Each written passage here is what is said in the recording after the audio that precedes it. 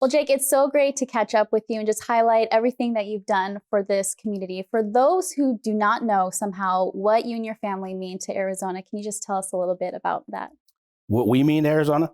Arizona means a lot more to us. I've made this home since my dad was the coach of the Cardinals.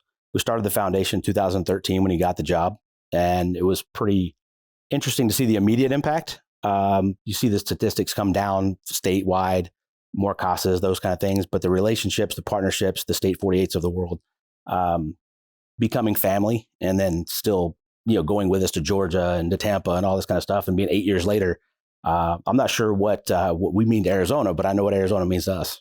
Tell us about just the mission of the foundation and kind of how it became life for you guys. So my mom she called herself a broken family attorney, and then got tired of taking the bar every 3 years, being a coach's wife and moving.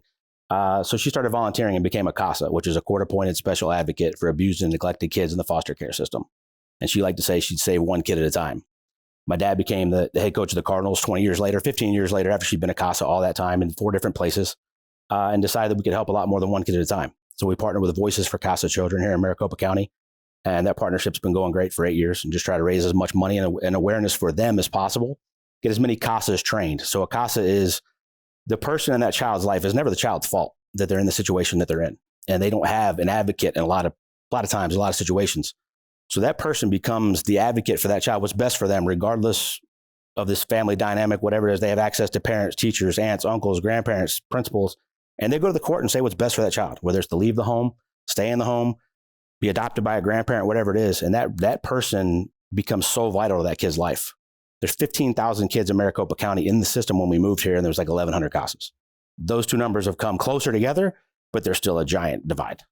I've seen up close and personal just what this foundation has done for many. Is there a certain story for you that stands out when you think back to all the years that you guys have done this and put this together?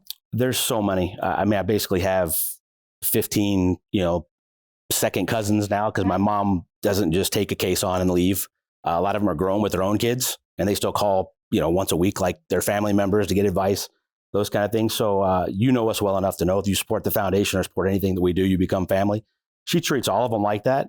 I think one of the coolest stories that we have, we were doing maybe our third event here at the Westin Kierland, and a couple that we had not met before that didn't know anything about the foundation came to the event with some friends, and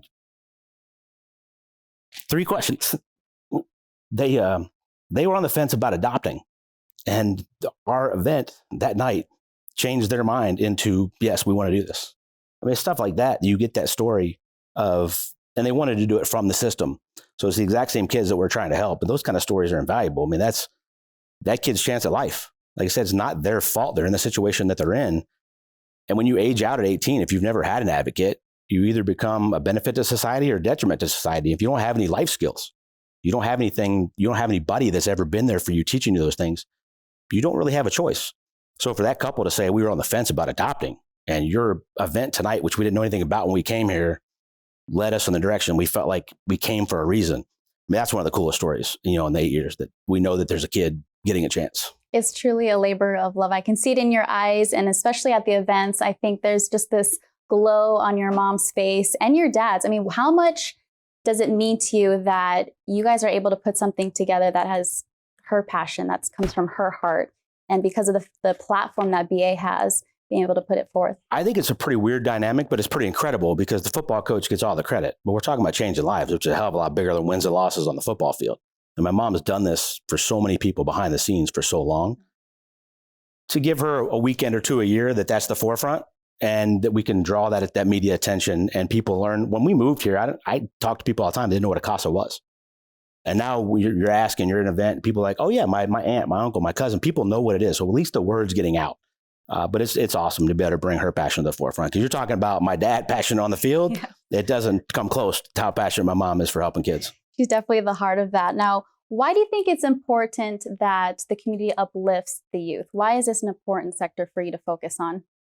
The youth is the future. Like I said, if you don't give them the opportunity to learn skills, to learn life, to be a benefit to society later on, that generation is getting lost. And there's a lot of kids that are in situations that are not their fault, where they don't really have a choice. They don't have the opportunity to thrive and succeed.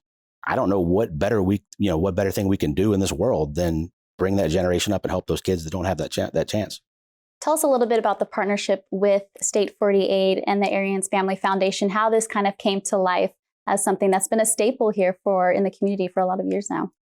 It's crazy. So I got a phone call, and Brian from Phoenix Fashion Week was like, hey, I got these guys, this t-shirt company, and they made this cool design, and the foundation was new. And we went 10-6 that first year, as you remember really well. The next year, we go 11-5, and things started going good. Well, they came out with the Coach logo. We changed the foundation logo. And the coolest part was these guys got to launch the company off of the success of that t-shirt, which is probably the most proud thing we've had. They also became family in the same time. So when I say we've had 7 or 8 events in Georgia, Mike and the guys have done every t-shirt for that. We go to Tampa and we go with a creamsicle. We change the logo to a patch over the eye. Anything we've ever needed, wanted, support for our foundation, they've been there. So we want to be able to do the same thing because they really are family. But that year, they got to make this a full-time company. State 48 took off to the point off of that t-shirt to the point where it is now, where they've got a collaboration with everybody. And if you have a business in the state of Arizona, you want State 48 to do your t-shirts, which is one of the coolest things ever. I'm an entrepreneur myself. So to watch a company grow like they have, and the e-commerce and now the storefront and just where they've come from is just amazing. Their roots to Arizona. Mike has all the tattoos to prove it. And Chandler, we absolutely love and want to support anything we can for them. Yeah, you talk about the family aspect. So now BA obviously in Florida. So why was it important for you to still have this close collaboration, even though now in Arizona and Florida, kind of splitting times? Well, my wife Shelby and I made this home, so we're not leaving Arizona. So it's important that the foundation started here with being the Cardinals head coach and relationships like State 48. But it's also vitally important with our relationship with Voices for Casa Children that they don't forget that we're here and we want to do everything we can to help them and continue the mission that we started in this county, in this state, which is still a vital need. That doesn't mean we can't help in the lake in Georgia and in Tampa and a new place, Indianapolis, Pittsburgh, Cleveland, all the places my mom was a Casa, we still donate money to. But it's vitally important that I live here and this is home. I plan on living here a long, long time. So to have that relationship and continue that growth here was extremely important to us. So what's next for the Family Foundation moving forward here? Hopefully COVID ends and we could have an event. Tampa hosts the Super Bowl, or at least some version of it this year. So we'll have a couple events, or at least virtual events, Super Bowl week. And then we're hoping to have our first golf tournament gala at the Hard Rock in Tampa in the spring. So fingers crossed we get a chance to do that and we can raise some money and have another event. Well, tell us how we can find you on social and all the plugs. So AriansFamilyFoundation.com, at AriansFF on all the social channels. And please support. And if you feel the need, please donate, because it's hard to raise money right now within these times. And we need to help as many people as we can. Perfect. Thank you so much, Jay. Thank you, Lisa.